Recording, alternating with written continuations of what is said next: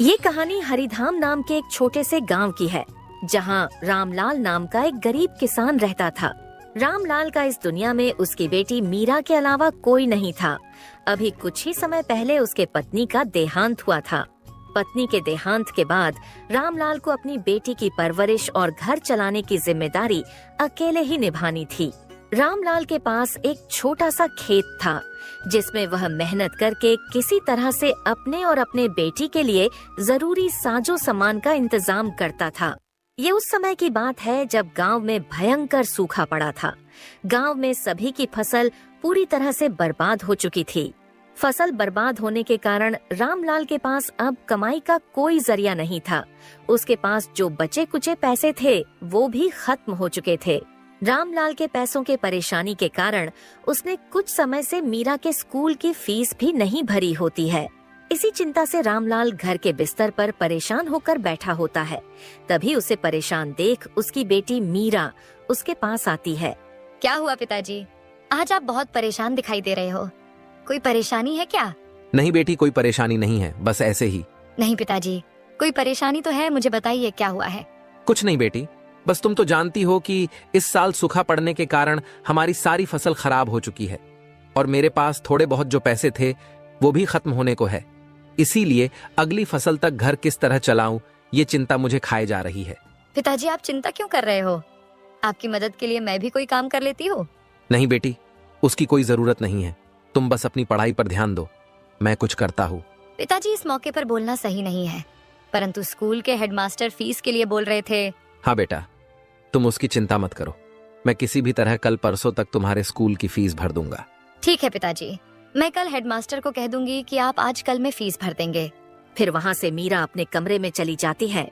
मीरा को बोल तो दिया है कि कल परसों तक उसकी स्कूल फीस भर दूंगा, पर मेरे पास तो कल के राशन भर के पैसे नहीं हैं। इसी चिंता से परेशान होकर रामलाल अपने घर में टहलने लगता है। टहलते टहलते वो अचानक रुक जाता है। लगता है इस बार मुझे धनीराम सेठ के पास से पैसे सूद पर लेने पड़ेंगे, वरना मैं ना तो घर का खर्च चला पाऊंगा और ना ही मीरा की स्कूल की फीस भर पाऊंगा। हाँ, मेरे पास अब बस यही एक जरिया बचा है, कल सुबह ही जाकर सेठ से मिलता हूँ। धनीराम सेठ एक नंबर का लालची और ठग प्रवृत्ति का व्यक्ति है, जो गांव के लोगों की मजबूरी का फायदा उठाकर उन्हें सूद पर पैसे देता है। और जब गांव वाले उसके किसी कारण पैसे नहीं चुका पाते, तो वो उनकी खेती की जमीन और घर उनसे छीन लेता था। अगली सुबह रामलाल धनीराम के घर पहुंच जाता है। नमस्ते सेठ जी। हाँ बोलो रामलाल, क्या हुआ? आज अचानक मेरे घर कैसे आना हुआ? सेठ जी, आप तो जानते हो कि गांव में इस बार सूखा पड़ा है, जिस कारण मेरी पूरी फसल खराब हो चुकी है और खेती के अलावा मेरे पास कमाई का कोई दूसरा जरिया नहीं है। और अब ऐसी हालत हो गई है कि मेरे पास घर खर्च चलाने भर के पैसे नहीं हैं। इसीलिए आपके पास आया हूँ, ताकि आप मुझे कुछ पैसे दे देते तो अच्छा होता। मैं धीरे धीरे आपके सारे पैसे चुका दूंगा। देखो भाई रामलाल, मैं तुमको पैसे तो दे दूंगा, पर तुम तो जानते ही रहोगे मेरे बारे में। मैं उसूलों का पक्का हूँ। अगर तुमने मेरे पैसे मुझे नहीं लौटाए तो मैं तुम्हारा घर और खेती की जमीन दोनों अपने नाम कर लूंगा। धनीराम सेठ की ये बात सुनकर रामलाल सोचने लगता है। सेठ से पैसे ले तो लूंगा, पर अगर वो नहीं चुका पाया तो ये सेठ मेरी खेती की जमीन और घर दोनों मुझसे छीन लेगा। पर अगर इनसे पैसे नहीं लूंगा तो मीरा की स्कूल की फीस कैसे भरूंगा? क्या हुआ रामलाल, तुमने क्या सोचा? तुम्हें पैसे चाहिए या नहीं? चाहिए सेठ जी, मुझे अभी इन पैसों की बहुत जरूरत है। सेठ उसे पैसे दे देता है। धन्यवाद सेठ जी, मेरे पास पैसे जैसे जैसे आते जाएंगे मैं आपके वैसे वैसे सारे पैसे चुका दूंगा। वो सब तो ठीक है, पर मेरी बातें याद रखना कि अगर तुम पैसे नहीं चुका पाओगे तो मैं तुम्हारा घर और जमीन दोनों तुमसे अपने नाम करवा लूंगा। ठीक है सेठ जी। रामलाल फिर वहाँ से अपने घर के लिए निकल जाता है। घर पहुंचकर सबसे पहले वो अपने बेटी मीरा को बुलाता है। मीरा बेटी, यहाँ आना तो जरा। पिता की आवाज सुनकर मीरा वहाँ आती है। हाँ बोलिए पिताजी, आपने मुझे बुलाया क्या? हाँ बेटी, वो तुम कल स्कूल की फीस का बोल रही थी ना, वो मैं लेकर आया हूँ। पिताजी, पर कल आप बोल रहे थे कि आपके सारे पैसे खत्म हो चुके हैं, फिर आप ये कहाँ से लाए? बेटी, ये पैसे मैंने धनीराम सेठ के पास से सूद पर लिए हैं। पिताजी, पर वो सेठ तो पैसे देने के नाम पर लोगों की जमीन अपने नाम करवा लेते हैं। हाँ बेटी, पर अभी के लिए हमें उनके अलावा दूसरा कोई और पैसे नहीं दे सकता था, और फिर तुम्हारे स्कूल की फीस भरनी भी जरूरी थी, इसीलिए मैं उनके पास से पैसे ले आया। पर पिताजी, हमारे पास एक छोटी सी जमीन है और एक ये घर है। कहीं सेठ ने हमसे ये भी छीन ली तो हम क्या करेंगे? बेटी तुम उसकी चिंता मत करो। मैंने सेठ से तुम्हारे स्कूल के फीस से थोड़े ज्यादा पैसे लिए हैं। उन पैसों से मैं सब्जी मंडी से सब्जियां लाकर बेचना शुरू कर दूंगा और जैसे जैसे पैसे जमा हो जाएंगे वैसे वैसे सेठ के सारे पैसे वापस कर दूंगा। ठीक है पिताजी, जैसा आपको सही लगे। अगले दिन से रामलाल सब्जी मंडी से सब्जी लाकर गांव के बाजार में बेचना शुरू कर देता है। ताजी ताजी सब्जियां ले लो। रामलाल के यहाँ कुछ ही देर में ग्राहक आने लगते हैं। धीरे धीरे उसके ठेले की सब्जियां खाली होने लगती हैं। रामलाल जब सब्जियां बेच रहा होता है उसी वक्त वहाँ श्याम बाजार में घूम रहा होता है। श्याम भी रामलाल की तरह गांव में किसानी के अलावा कुछ नहीं करता था, पर श्याम के पास रामलाल से कई ज्यादा जमीन थी, जिस कारण यदि कोई साल उसकी फसल बर्बाद हो भी जाती तो उसे कोई फर्क नहीं पड़ता था और उसे गांव के और किसानों की जमीन खरीदने की आदत थी। श्याम जब रामलाल को सब्जी बेचता देखता है तो वो सोचता है, लगता है इस बार के सूखे ने रामलाल की हिम्मत तोड़ दी है, इसीलिए तो वो खेती छोड़ सब्जी बेच रहा है। यही सही मौका है, एक बार इसकी जमीन खरीदने की बात करके देखता हूँ, शायद वो मुझे बेच दे। फिर क्या था, श्याम तुरंत रामलाल के सब्जी के ठेले के पास पहुंच जाता है। अरे रामलाल भाई, तुम और सब्जी बेच रहे हो, क्यों खेती बाड़ी छोड़ दी क्या? क्या श्याम भाई, तुम भी मजाक कर रहे हो?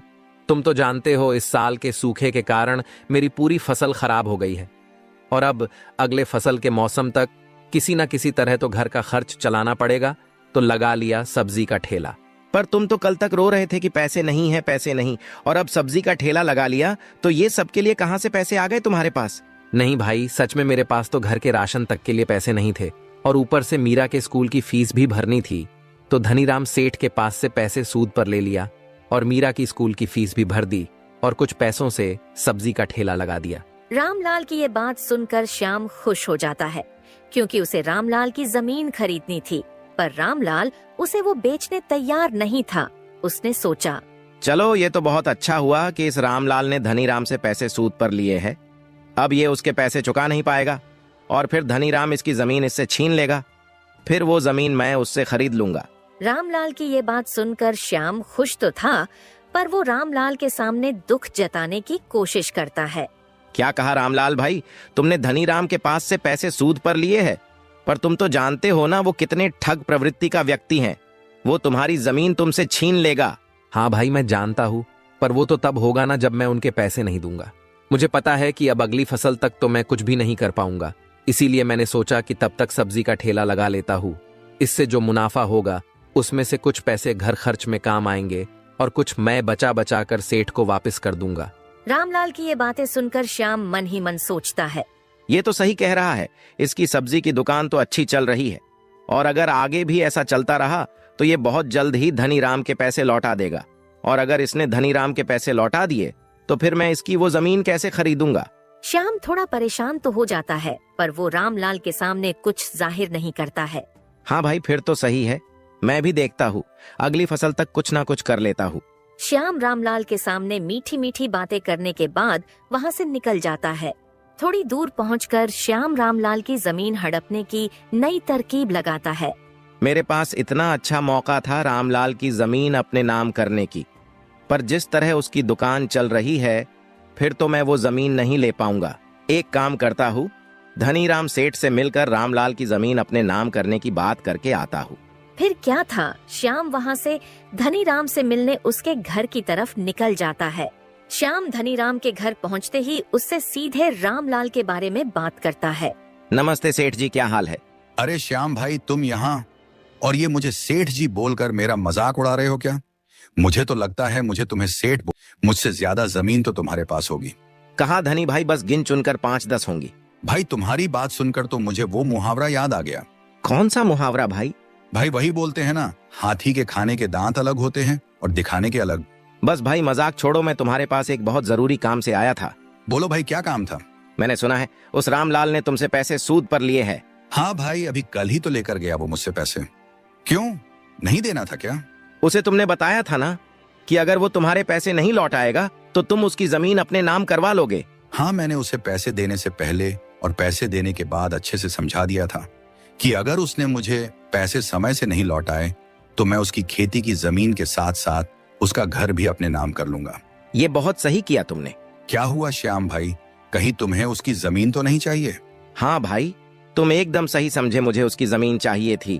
मैंने कई बार उसे वो मुझे बेचने का प्रस्ताव दिया था, पर वो हमेशा मना कर देता था।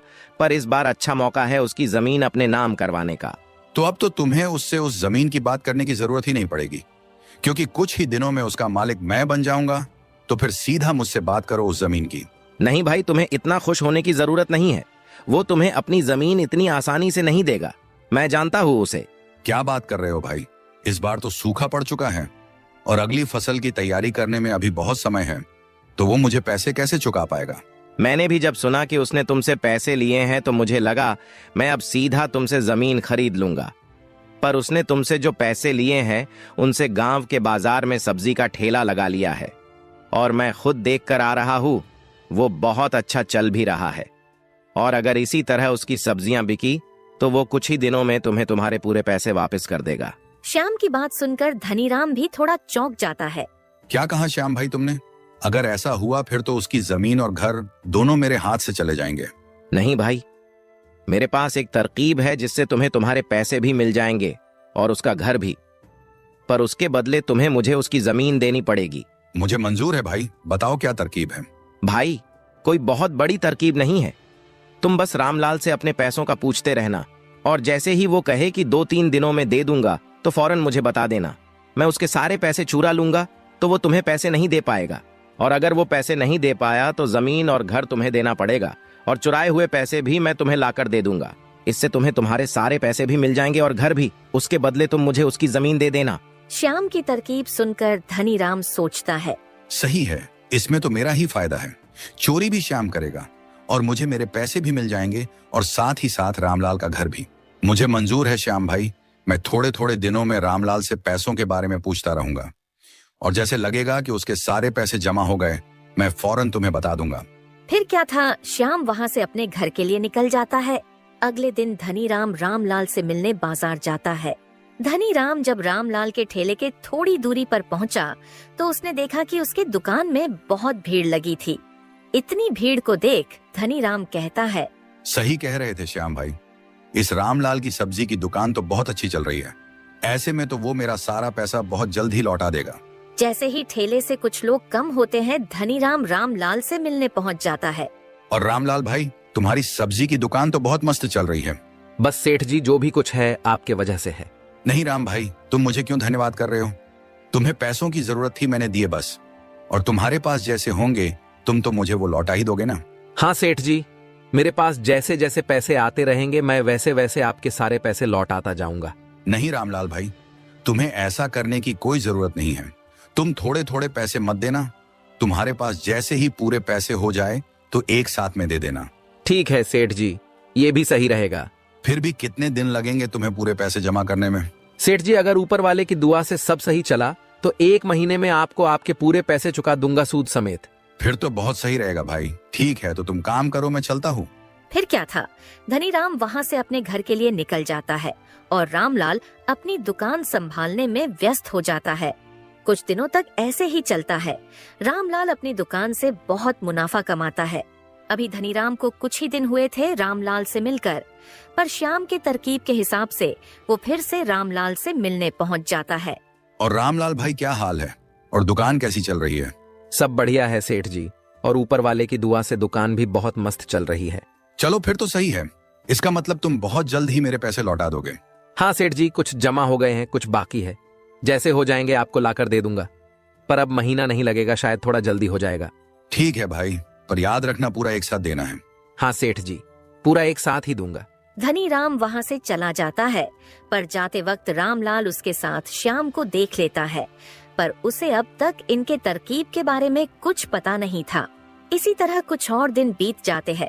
देखते देखते रामलाल कुछ ही दिनों में सारे पैसे जमा कर लेता है। अब बस उसे ब्याज के पैसे जमा करने थे। चलो, सेठ से जितने पैसे लिए थे वो तो जमा हो गए, बस अब 2-3 दिनों में बस ब्याज के पैसे जमा कर लेता हूँ, फिर सेठ के पैसे उन्हें वापस कर दूंगा। अगले दिन जब रामलाल अपने ठेले पर सब्जियां बेच रहा होता है, उसी वक्त वहाँ सेठ धनीराम पहुँच जाता है। अरे आइए सेठ जी, बोलिए कैसे आना हुआ? कुछ नहीं रामलाल भाई, बस बाजार के कुछ लोगों से पैसे लेने थे तो वही लेने आया हूँ। और तुम्हारा ठेला भी पास में था तो सोचा तुमसे भी मिलता चलूं। और बताओ भाई, क्या हुआ, मेरे पैसे जमा हो गए या अभी समय लगेगा?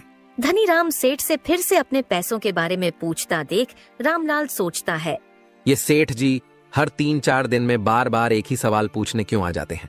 नहीं सेठ जी, आपके पूरे पैसे तो जमा हो गए हैं, बस ब्याज के पैसे बाकी है, वो भी 2-3 दिनों में हो जाएंगे, और पैसे जमा होते ही मैं खुद आकर आपके सारे पैसे वापस कर दूंगा। रामलाल की ये बात सुनकर धनीराम सोचने लगता है। चलो ये सही समय है, श्याम भाई को बोल देता हूँ ताकि वो इसके यहाँ चोरी कर ले। ठीक है रामलाल भाई, तो फिर मैं चलता हूँ, तुम्हारे पास पैसे जमा होते ही घर आकर दे जाना। धनीराम जब रामलाल की दुकान से जाता है तो इस बार वो धनीराम को फिर से श्याम के साथ देख लेता है और दोनों को फिर एक बार साथ देखकर उसे कुछ गड़बड़ लगता है। ये हर बार जब भी सेठ जी मेरे यहाँ से जाते हैं तो हर बार उनको ये श्याम भाई कहाँ से मिल जाते हैं। कहीं तो कुछ गड़बड़ है, एक बार इन दोनों का पीछा करके देखता हूँ। फिर क्या था, रामलाल भी उन दोनों के पीछे पीछे चला जाता है। रामलाल की दुकान से थोड़ी दूरी पर आकर धनीराम और श्याम दोनों रुक जाते हैं और आपस में बात करने लगते हैं। उन दोनों से थोड़ी ही दूरी पर छुपकर रामलाल दोनों की बातें सुनने लगता है। क्या हुआ धनीराम भाई, और कितने दिन लगने वाले हैं इस रामलाल को पैसे जमा करने में? भाई तुम आज रात की तैयारी कर लो, रामलाल के घर से पैसे चुराने की, क्योंकि उसने रकम जमा कर लिया है, बस ब्याज के पैसे जमा करना बाकी है। क्या कह रहे हो धनीराम भाई, यानी रामलाल ने तुमसे जितना लिया था उतना पूरा जमा कर लिया? हाँ भाई, बस ब्याज के पैसे बाकी हैं। फिर तो सही है, मैं आज रात को उसके घर से सारे पैसे चुरा लूंगा और फिर आप उससे पैसे मांगने कल चले जाना। भाई पर उसने बोला है कि ब्याज के पैसे जमा करने 2-3 दिन लगेंगे, फिर कल कैसे मांगने चला जाऊं? तुम कल जाकर उससे पैसे मांगना और बोलना मुझे थोड़ा जरूरी है, मुझे चाहिए तो चाहिए, और मना करने लगे तब 1 दिन का समय दे देना और कहना अगर कल तक पैसे नहीं मिले तो घर और जमीन मेरे नाम कर दे। 1 दिन में तो वो इतने पैसे जमा नहीं कर पाएगा और इस तरह वो खुद ब खुद परेशान होकर जमीन और घर आपके नाम करने राजी हो जाएगा। वाह भाई, क्या बात है, क्या दिमाग लगाया है तुमने। ठीक है, तो तुम आज रात की तैयारी करो, मैं कल की तैयारी करता हूँ। वही दूर खड़े रामलाल ने दोनों की सारी बातें सुन ली थीं। ये क्या, ये दोनों तो मिलकर मुझसे मेरी मेहनत की कमाई और घर जमीन हड़पने की साजिश कर रहे हैं। रामलाल को कुछ नहीं समझ रहा था, इसीलिए वो फौरन वहाँ से अपने घर पहुँच जाता है। रामलाल बहुत गहरी चिंता में अपने घर के बिस्तर पर बैठा होता है, तभी वहाँ उसकी बेटी मीरा आती है। क्या हुआ पिताजी, आप इतनी चिंता में क्यों हो? कोई परेशानी है क्या? हाँ बेटी, एक परेशानी तो है। रामलाल अपनी बेटी मीरा को पूरी बात बता देता है जो उसने धनीराम सेठ और श्याम को एक दूसरे से कहते हुए सुना था। पिताजी, तो आपने कोई तरकीब सोची है क्या? नहीं बेटी, बस वही सोचने की कोशिश कर रहा हूँ, पर कुछ सूझ ही नहीं रहा है। पिताजी, मेरे पास एक तरकीब तो है जिससे सेठ भी हैरान रह जाएंगे और श्याम काका भी। बताओ बेटी, क्या तरकीब है? मीरा अपने पिता को सारी तरकीब समझा दे और मीरा की तरकीब सुनकर रामलाल उसकी बहुत तारीफ करने लगता है। वाह बेटी, क्या खूब तरकीब लगाई है तुमने। अब देखो कल मैं कैसे दोनों को चौंका देता हूँ। फिर क्या था, रामलाल और मीरा दोनों अपने तरकीब पर काम करने के बाद खाना वगैरह खाकर सोने चले जाते हैं। फिर कुछ समय बाद जब रामलाल अपने कमरे में सो रहा होता है, उसी वक्त श्याम धीरे से उसके कमरे में आकर उसके अलमारी से सारे पैसे लेकर वहाँ से चला जाता है। अगली सुबह श्याम सारे पैसे लेकर धनीराम के पास पहुँचता है और सारे पैसे धनीराम को दे देता है। धनीराम भाई, अपने तरकीब के हिसाब से मैं सारे पैसे लेकर आ गया हूँ। अब तुम सीधा उस रामलाल के पास पहुँच जाओ और अपने पैसे मांगो, और अगर रोने धोने लगे तो 1 दिन का समय दे देना, और याद रहे उसको ये भी बोल देना कि अगर तुम कल तक पैसे नहीं दोगे तो मैं तुम्हारी जमीन और घर अपने नाम कर लूंगा। हाँ भाई, तुम उसकी चिंता छोड़ दो, मैं अभी जाकर उस रामलाल को थोड़ा डरा कर आता हूँ और उसको ये बात भी बोल दूंगा। फिर क्या था, धनीराम उसके घर से रामलाल के घर के लिए निकल जाता है।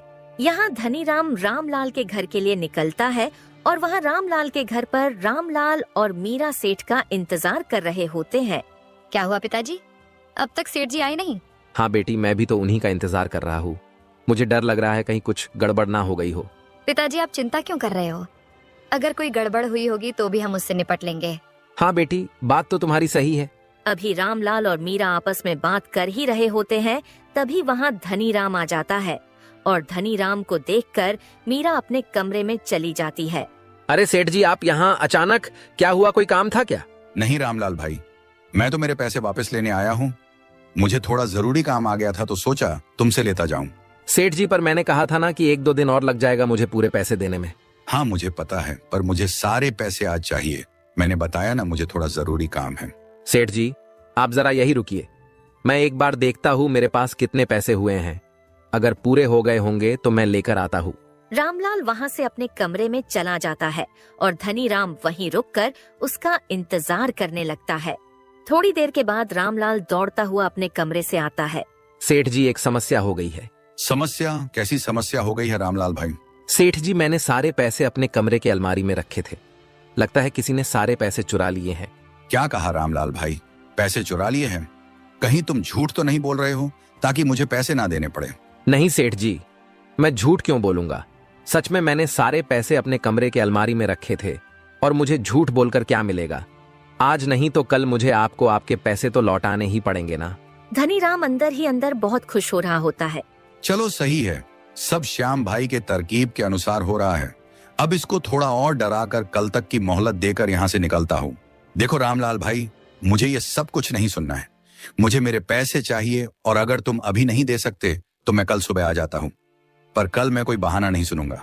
और अगर तुम कल मुझे मेरे पैसे नहीं दोगे तो तुम्हें कल तुम्हारा ये घर और तुम्हारी खेती मेरे नाम करना होगा। धनी राम की ये बात सुनते ही दूसरे कमरे से मीरा निकल कर आती है। क्या हुआ पिताजी? कहीं आप सेठ जी के पैसे तो नहीं ढूंढ रहे थे अपने कमरे में? हाँ बेटी, मैं वहीं ढूंढ रहा था अपने कमरे में, पर लगता है रात को किसी ने अलमारी से सारे पैसे चुरा लिए हैं। पिताजी, शायद आपकी याददाश्त कमजोर हो चुकी है, क्योंकि आपने तो सारे पैसे मुझे दिए थे रखने के लिए। ये लीजिए, पैसे और दे दीजिए सेठ जी को। अरे हाँ बेटी, मैं तो भूल ही गया था। अच्छा हुआ तुम आज घर पर ही हो, वरना मैं तो सेठ जी को पैसे दे ही नहीं पाता। ये लीजिए सेठ जी, आपके सारे पैसे ब्याज के साथ है, एक बार गिन लीजिएगा। रामलाल धनी राम को उसके पैसे दे देता है। रामलाल के पैसे देते ही धनी राम सोचने लगता है, ये कैसे हो गया? रामलाल के सारे पैसे तो श्याम भाई ने चुरा कर मुझे लाकर दे दिए थे, तो ये रामलाल कहाँ से पैसे लेकर आ गया? क्या हुआ सेठ जी, क्या सोच रहे हो? यही ना कि मैं ये पैसे कहाँ से लेकर आ गया। रामलाल की ये बात सोचकर धनी राम चौंक जाता है। सेठ जी, चौंकिए मत, मैं सब जानता हूँ।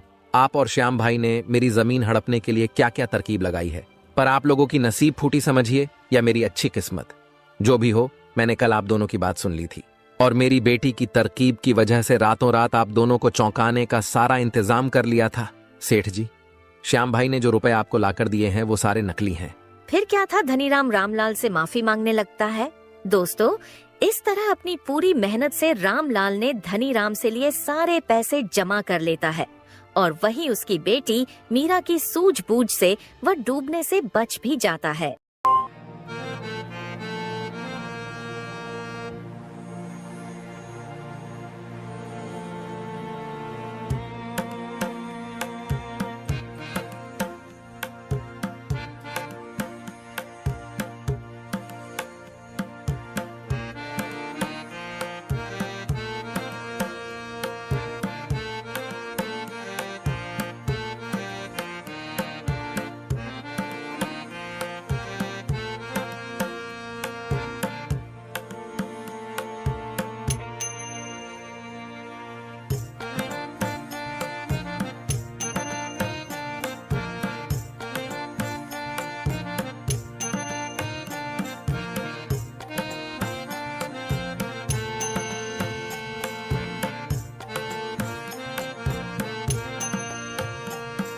हमारी कहानी आपको अच्छी लगी हो तो हमारे चैनल को लाइक और सब्सक्राइब करके एक प्यारा सा कमेंट जरूर करें।